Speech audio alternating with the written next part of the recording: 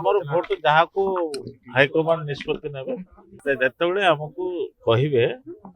ଯେ ଆମକୁ ନୋଟିଫିକେସନ ହବ ଏମଏଲଏ ମାନଙ୍କୁ ଏପର୍ଯ୍ୟନ୍ତ ପୁରା ଫାଇନାଲ କ୍ଲିୟର ହେଇନି ଟିକେ ଟିକେ ହେଇଛି ମୋ କନଫ୍ୟୁଜ ନାହିଁ ମୋ କଥା ନୁହଁ ସବୁ ଏମଏଲଏଙ୍କର ତ ମୁଁ କହିପାରିବିନି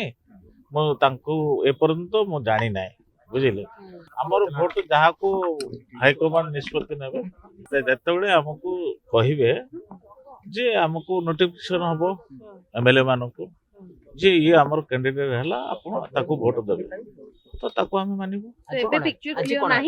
ଏପର୍ଯ୍ୟନ୍ତ ପୁରା ଫାଇନାଲ କ୍ଲିୟର ହେଇନି ଟିକେ ଟିକେ ହେଇଛି ଚାଲିଛି ମୋ କନଫ୍ୟୁଜ ନାହିଁ ମୋ କଥା ନୁହଁ ସବୁ ଏମଏଲଏଙ୍କର ସବୁ ଗୋଟେ କଥା ସବୁ ଗୋଟେ ମତ ପିସିସି ଯାହା ନିଷ୍ପତ୍ତି ନେବ ତ ମୁଁ କହିପାରିବିନି ମୁଁ ତାଙ୍କୁ ଏପର୍ଯ୍ୟନ୍ତ ମୁଁ ଜାଣି ନାହିଁ ବୁଝିଲେ କିଏ ସିଏ ଆମର ରାଜ୍ୟସଭା ଏମପି ହେବେ କ'ଣ ହେବେ ମୁଁ ଜାଣିନି ମୁଁ ତ ଚିହ୍ନି ନାହିଁ ବି ସେମାନଙ୍କୁ